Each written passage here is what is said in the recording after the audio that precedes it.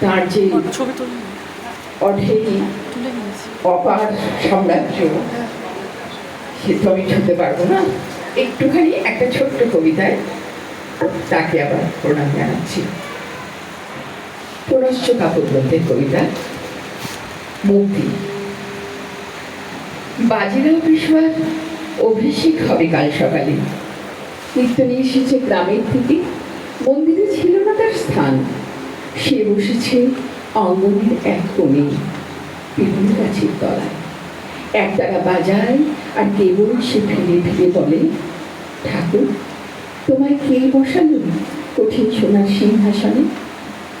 রাত তখন বিগ্রহ, শুক্লপক্ষে চাঁদ গেছে অস্থির।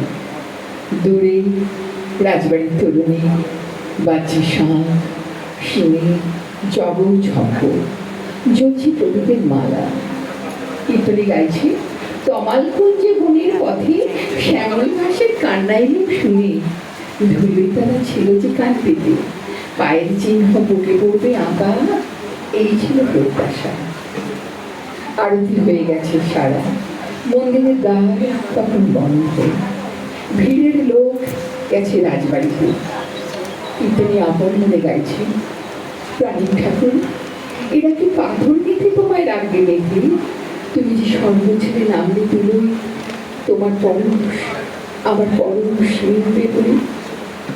সেই বিভ্রম তলার অন্ধকারে একা একা গাইছিল কীর্তনী, আর শুনছিল আরেকজনের গোপনে।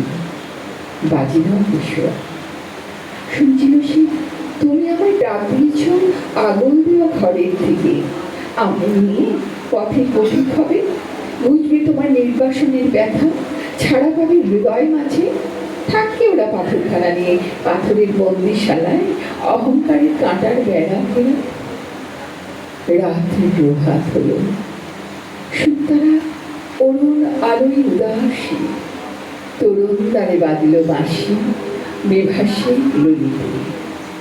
অভিষেকের স্নান হবে, পুরোহিত এলো তীর্থ বাড়ি নিয়ে। রাজবাড়ির ঠাকুর ঘর শূন্য, জ্বলছে দিবসিকা, পূজার উপাচার পড়ে আছে।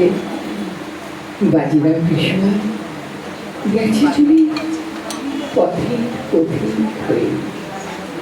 বাজিরাও পেশোয়া গেছে চলে পথে পথিক হয়ে।